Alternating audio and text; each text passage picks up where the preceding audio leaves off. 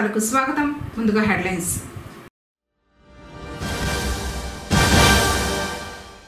పుంగనూరు న్యాయమూర్తిగా బాధ్యతలు చేపట్టిన అరీఫా షేక్.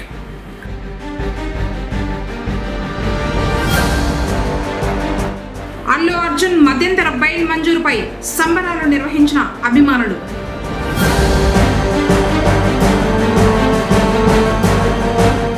రేపే నీటి సంఘాల ఎన్నికలు, ఏర్పాట్లు పూర్తి వెల్లడించిన ఇరిగేషన్ ఏఈ వంశీ.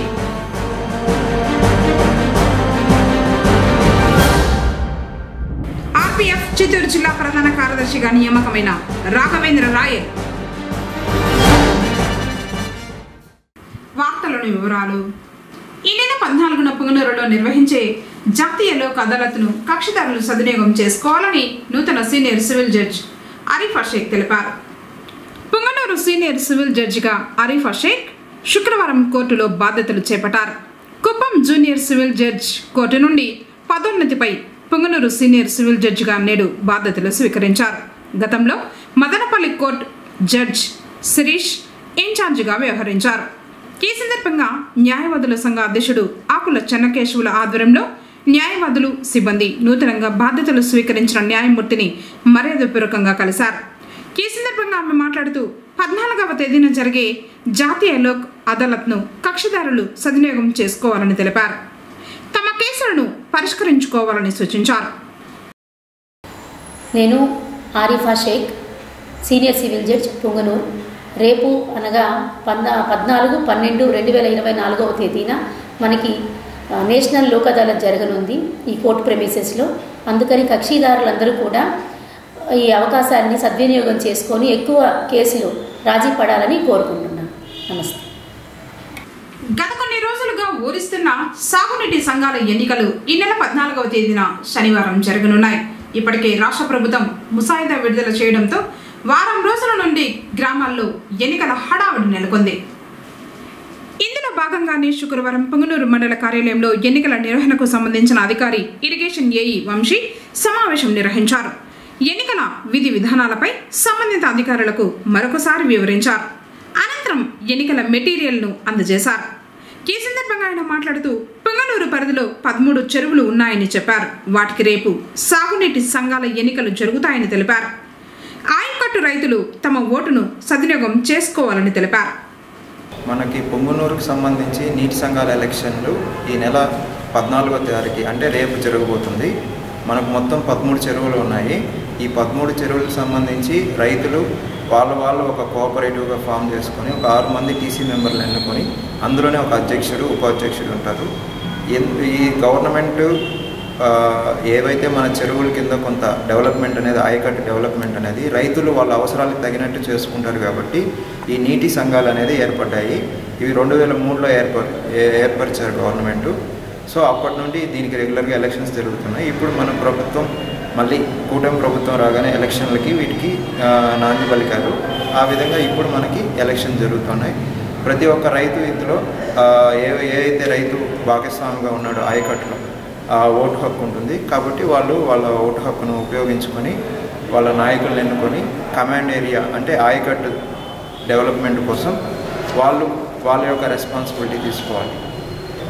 ఈ ఎలక్షన్కి సంబంధించి డిస్ట్రిక్ట్ కలెక్టర్ గారు, చిత్తూరు జిల్లా డిస్ట్రిక్ట్ కలెక్టర్ గారు మనకి పోలింగ్ సంబంధించి అన్ని గైడ్లైన్స్ ఇచ్చారు. దానికి ఆ భాగంలో ఈరోజు మనం పోలింగ్ మెటీరియల్ అనేది మనం పొంగునూరు 13 వెన్యూస్లో మనకి జరుగుతున్న ఎలక్షన్కి ఈరోజు పోలింగ్ మెటీరియల్ మనం ఇచ్చాము. ఆ పోలింగ్ మెటీరియల్ ఈరోజు పొద్దున్నే అందరితో మీటింగ్ పెట్టుకొని మనం మెటీరియల్ ఇచ్చేసాము. రేపు ఎలక్షన్ జరుగుతుంది. అక్కడ వెన్యూస్లో ఎక్కడైతే ఉన్నాయో అవి ముందుగానే మనం టామ్ వేయించాము ఊర్లలో. ఇవంతా కూడా రైతులకు ఫుల్ అవగాహన ఉంది. మన మెటీరియల్ అనేది చేరింది లొకేషన్స్కి. పుంగనూరు పట్టణంలో శుక్రవారం సందర్భంగా గ్రామ దేవతల ఆలయాల్లో విశేష పూజలు జరిగాయి. శ్రీ విరూపాక్షి మారెమ్మ, బెస్త వీధిలోని శ్రీ సుగుటూరు గంగమ్మ ఆలయాల్లో భక్తుల రద్దీ నెలకొంది. రాహుకాల సమయంలో అమ్మవారిని ప్రార్థిస్తూ భక్తి శ్రద్ధలతో మహిళలు నిమ్మకాయ దీపాలను వెలిగించి తమ మొక్కుల్ని తీర్చుకున్నారు.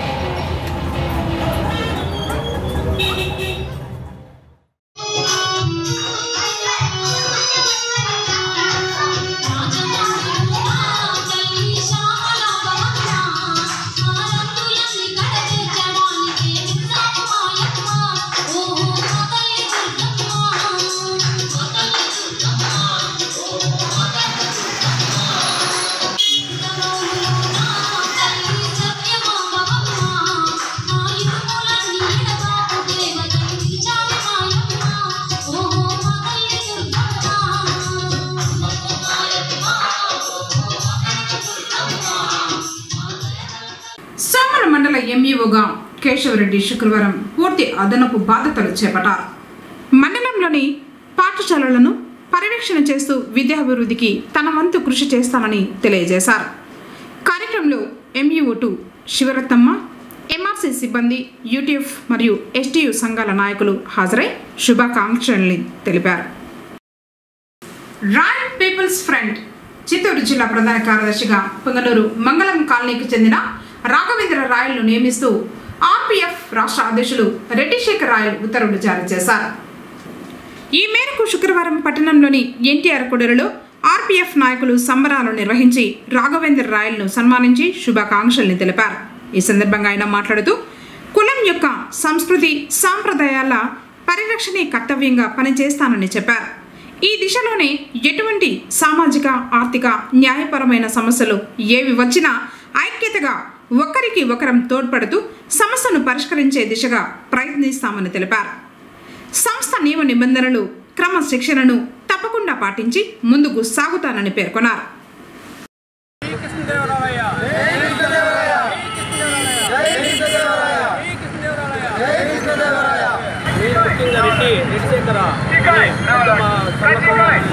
పదవి ఇచ్చినందుకు ఇక్కడ వచ్చినటువంటి మా పెద్దలకు అందరికీ ధన్యవాదాలు తెలుసుకుంటున్నాను. ఈ పదవి నాకు పెద్దపదవులు అంటగట్టడానికి నేను వాళ్ళ దగ్గర ప్రాణం తీసుకొచ్చి పాదవందనం చేసుకుంటున్నాను. కాకపోతే ఏ సమస్య వచ్చినా ఏ ఇబ్బంది వచ్చినా మన జిల్లా లెవెల్లో నేను ముందుకు తీసుకెళ్తానని, ప్రతి ఒక్క సమస్యకి ముందుంటానని నేను చేసుకుంటున్నాను.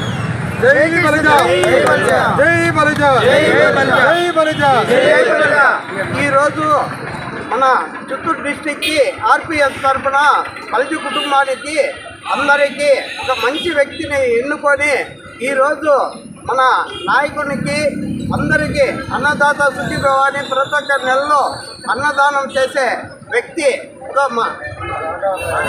రాఘవ. ఈ రాఘవకి ఈ పదవి రావడము మా పల్జీ కులానికే చాలా సంతోషంగా ఉంది అని చెప్తే అందరూ మేము చాలా సంతోషంగా ఉన్నాము. జై బలిజా, జై బలిజా. ఈరోజు పొంగనూరు పట్టణంలో బలిజల కులస్తుల ఐక్యత కోసము, అదేవిధంగా అన్ని రంగాల్లో రాజకీయాల్లో కూడా కులస్తులు వెనుకబడినారు. వారు కూడా ముందుకు రావాలంటే ఈరోజు ఈ సంఘాలన్నీ ఏర్పరిచి బలిజ కులస్తులు కూడా ఒక నాయకులుగా అధికారంలో రావాలి. దాని గురించి ఈరోజు జిల్లా RPF royal people front Reddy Sekhar గారు ఫౌండర్ గారు వారి ఆధ్వర్యంలో రాఘవ గారికి గుర్తించి ఆయన సేవలను గుర్తించి ఈరోజు పొంగనూరులో జిల్లా ప్రధాన కార్యదర్శిగా ఆయనకు పదవి ఇవ్వడం జరిగింది. అంతా మేమంతా కూడా ఆయనకి ఇచ్చినందుకు ఈరోజు గౌరవించి ఈరోజు ఆయనకి సన్మానం కార్యక్రమం చేసి, అదేవిధంగా కులస్తుల్లో కూడా అందరూ ముందుకు రావాలి, ఈ రూటుకు ఉండాలి. ఒకరి సమస్య అంటే అందరూ కూడా ఆ సమస్యను అందరూ కూడా పంచుకొని, ఏ వ్యక్తికి సమస్య ఉన్నా ఆపదున్నా ఆదుకొని మనమంతా కూడా కలిసికట్టుగా ముందుకు పోతే రాబోయే రోజుల్లో భావుజనాలు కూడా ముందుకు వస్తారు. అదేవిధంగా మన ధర్మాన్ని కూడా కాపాడుకుంటూ మనమంతా ముందుకు పోవాలని కోరుకుంటూ ఈరోజు ఈ అవకాశం ఇచ్చిన మీకు అందరికీ ధన్యవాదాలు తెలుసుకుంటున్నాం. జై ఆర్పీఎఫ్. పొంగనూరు సమీపాన గల యాబారాళ్ల మరవలో దత్తక్షేత్రంలో 14వ తేదీ శనివారం దత్త జయంతి వేడుకలు నిర్వహిస్తున్నట్లు నిర్వాహకులు శుక్రవారం తెలిపారు.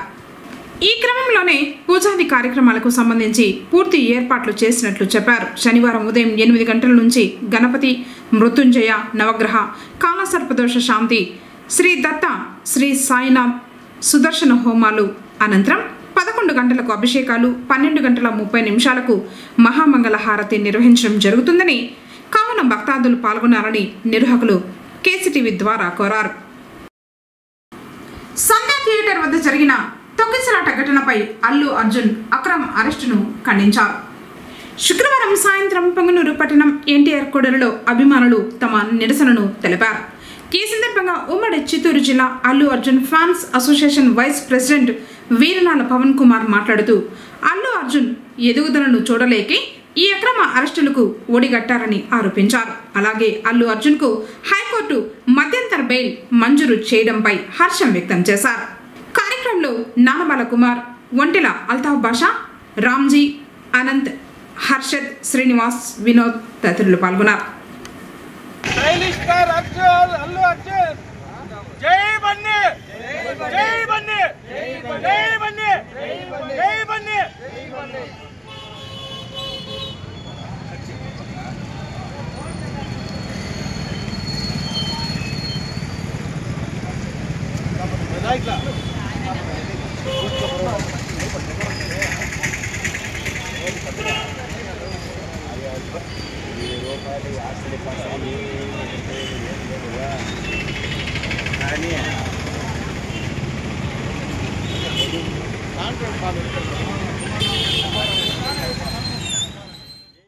చిత్తూరు అన్నమయ్య జిల్లాల వైస్ ప్రెసిడెంట్గా, ఫ్యాన్స్ ప్రెసిడెంట్గా కొనసాగుతున్న అల్లు అర్జున్ గారికి, అతని గురించి మేము ఇప్పటి నుంచి దాదాపు 10 సంవత్సరాలుగా చూస్తున్నాము. అందరికీ తెలిసిన విషయమే. మొన్న సంధ్యా థియేటర్లో రేవతి గారని చనిపోయిన తర్వాత ఆమెకి ఆర్థిక భరోసా కల్పిస్తూ, వాళ్ళ కుటుంబానికి ఆర్థిక భరోసా కల్పిస్తూ, ఎప్పుడు వెనుకుంటానని నడిపిస్తూ మాట్లాడి ఒక భరోసాను కల్పించడం జరిగింది ఆల్రెడీ. పైగా సంధ్యా థియేటర్కి వెళ్ళేటప్పుడు మన ఎస్పీ గారికి వీళ్ళందరికీ కూడా పర్మిషన్ తీసుకుని అక్కడికి వెళ్ళారు. దీంట్లో వాంటెడ్గా తనని ఇరికించి అనవసరంగా తన ఎదుగుదలను అడ్డుకుంటున్న వాళ్ళందరికీ ఇదందరికీ తెలుసా, ఖచ్చితంగా ఇదైతే ప్రీ ప్లాన్డ్గా చేస్తున్నారు అర్థమవుతుంది. కానీ కోర్టు దీన్నంతా చూసుకున్న తర్వాత కూడా మధ్యంతర బెయిల్ మంజూరు చేయడం అనేది మాకు చాలా ఆనందంగా ఉంది. దీని మీద ఈ క్వాష్ పిటిషన్ ద్వారా ఈ కేసుని రద్దుపరచాలని మేము కోర్టు వారిని, అధికారుల్ని అందరినీ కోరుకుంటున్నాం. జై బన్నీ, జై బన్నీ. ఉమ్మడి చిత్తూరు జిల్లా అల్లు అర్జున్ అభిమానులకు అందరికీ నమస్కారం, మీడియా ప్రతినిధులకు అందరికీ నమస్కారం. ఈరోజు అల్లు అర్జున్ గారి మధ్యంతర బెయిలు హైకోర్టు మంజూరు చేయడం చాలా శుభపరిణామం. చాలా శుభపరిణామంగా మేమందరూ పరిగణిస్తున్నాము. 5వ తేదీ ఒక సంఘటన జరిగింది. హైదరాబాద్ సంధ్యా థియేటర్లో సినిమా చూడటానికి వెళ్ళి వాళ్ళు అల్లు అర్జున్ అభిమానులే, కానీ తొక్కిస్లాట్లో రేవతి అనే ఆమె చనిపోవడం జరిగింది. అతని కుమారుడైనటువంటి గాయపడటం జరిగింది. వాళ్ళిద్దరూ ఆరోగ్యంగా ఉండాలని, చనిపోయిన రేవతికి మా ప్రగాఢ సానుభూతి, సంతాపం తెలియజేసుకుంటున్నాము. కానీ థియేటర్ వారిపైన పెట్టాల్సిన కేసు ఈరోజు అల్లు అర్జున్ గారి మీద పెట్టి అక్రమంగా అరెస్ట్ చేయడం జరిగింది.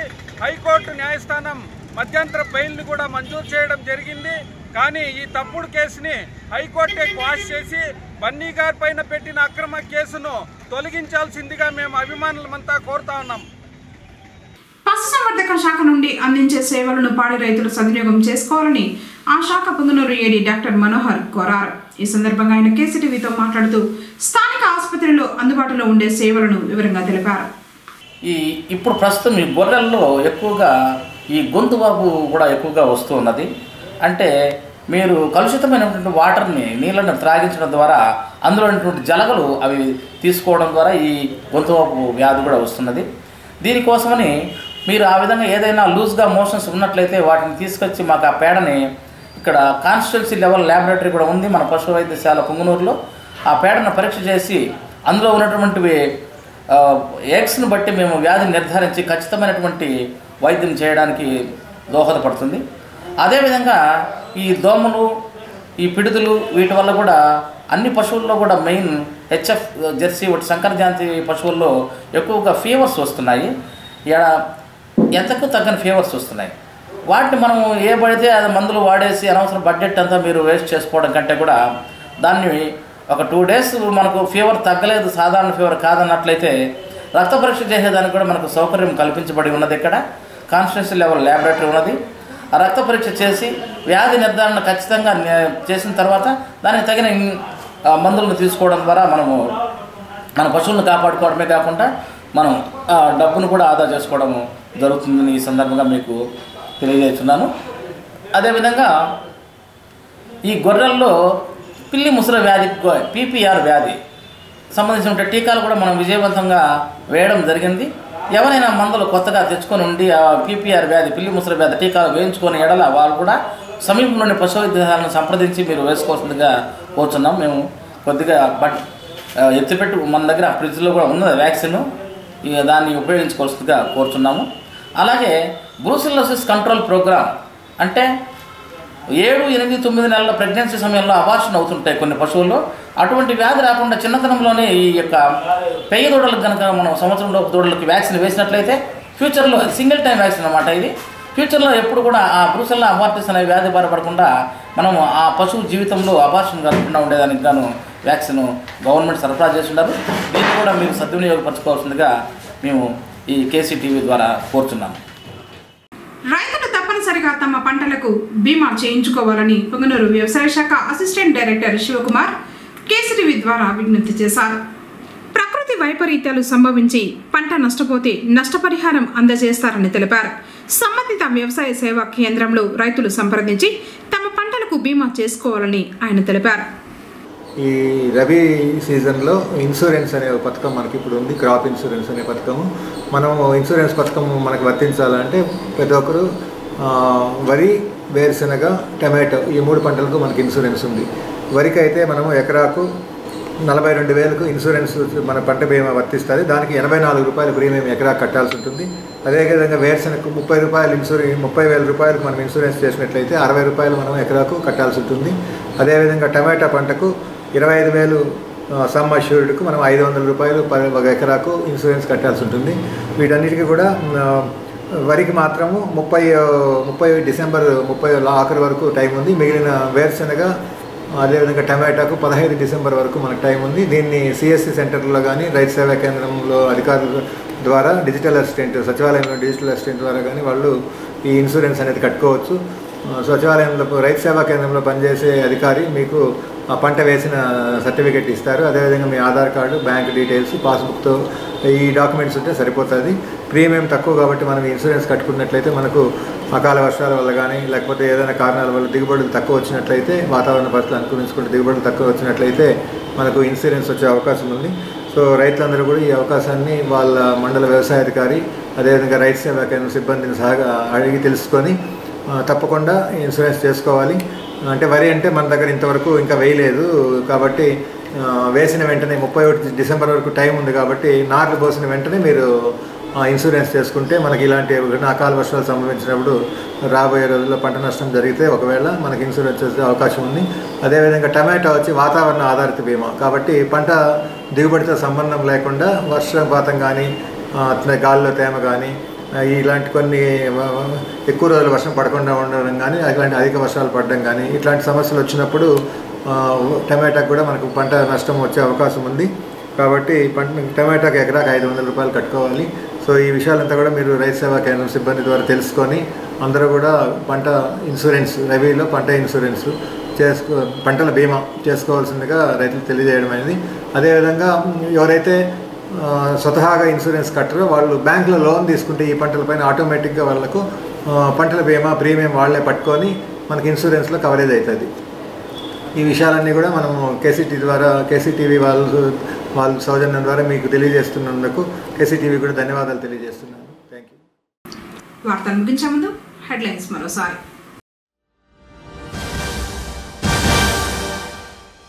పుంగనూరు న్యాయమూర్తిగా బాధ్యతలు చేపట్టిన అరీఫా షేక్.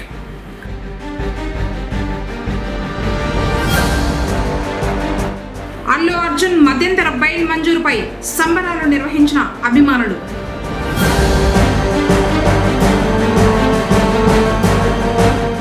రేపే నీటి సంఘాల ఎన్నికలు, ఏర్పాట్లు పూర్తి వెల్లడించిన ఇరిగేషన్ ఏఈ వంశీ.